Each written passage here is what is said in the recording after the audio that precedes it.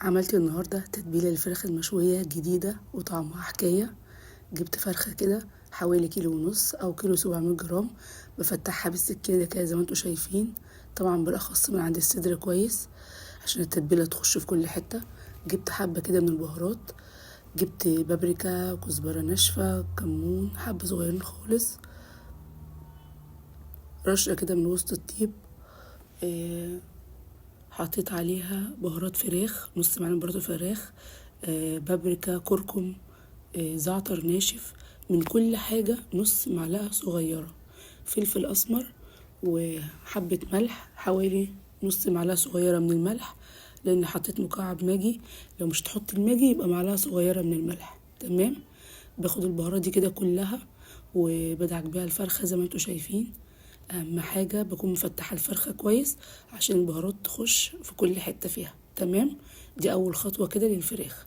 بسيبها شوية، بعمل لها خلطة كده سريعة. كوباية زبادي صغيرة، علبة زبادي صغيرة، حوالي معلقتين 3 من الخل، معلقتين 3 كده من الخل. بنزل عليهم بمعلقتين 3 من دبس الرمان، لو مش متوفر عندكم بلاش. تمام. معلقتين 3 كده من دبس الرمان. بحط عليها معلقتين من صلصة المعلبات. بعد كده رشة صغيرة من الملح والفلفل الأسمر، يعني من كل حاجة كده حاجة بسيطة.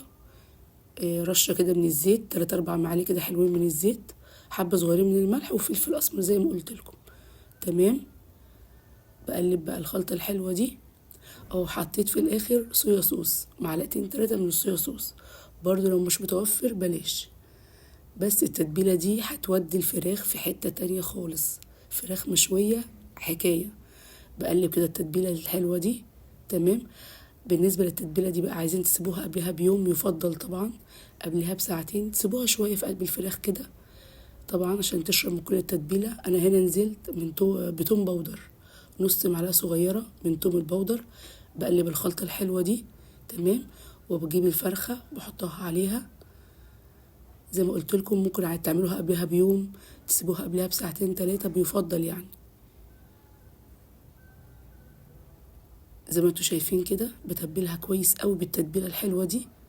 تمام. ممكن تشوي الفرخه على الوضع ده وكده وخلاص، في الحامل بتاع شوي الفراخ، وتحتيه الصينيه في الفرن وبتدخلوه وخلاص. انا جبت شويه خضار كده حلوين، هوريكم دلوقتي عملتهم ازاي. بدخل التتبيله كلها في قلب الفراخ زي ما انتوا شايفين. تمام. زي ما قلت لكم يفضل تسيبوها من ساعة لساعتين في قلب التتبيلة الحلوة دي. تمام.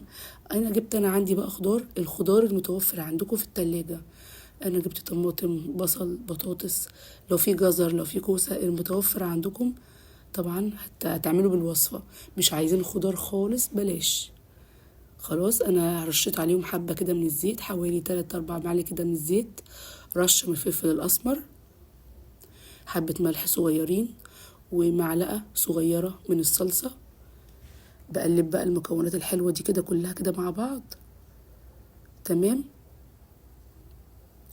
بكون محضرة عندي قالب، مش شرط القالب اللي هتشوفوه دلوقتي، يعني اي صينية. تمام. اي صينية هوريها لكم دلوقتي. اي صينية مش شرط القالب ده. انا جبت عندي الفرخة، رحت مثبتها كده فيه. تمام. ونزلت بالخضار في النص زي ما انتوا شايفين كده.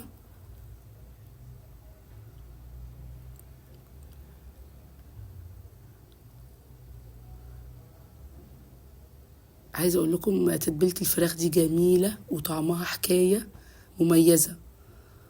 تمام. بنزل بقى بحوالي نص كوبايه من الميه المغليه على الخضار، نص كوبايه من الميه المغليه على الخضار ده.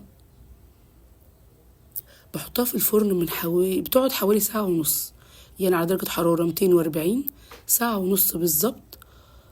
تمام. وهتطلع بالشكل القمر ده. بصوا شكل الفراخ عامل ازاي. عايزه اقول لكم طعمها مميز، والصوص اللي تحت مع الخضار حكايه حكايه. بصوا شكلها عامل ازاي، وصفة فعلا مميزة، تتبيلة حلوة. بصوا الصدر بتاعها مع الصوص ده حكاية. اتمنى بقى لو الوصفة عجبتكم تدعموني بلايك وشير وكومنت حلو منكم واشتراك في القناة. سلام.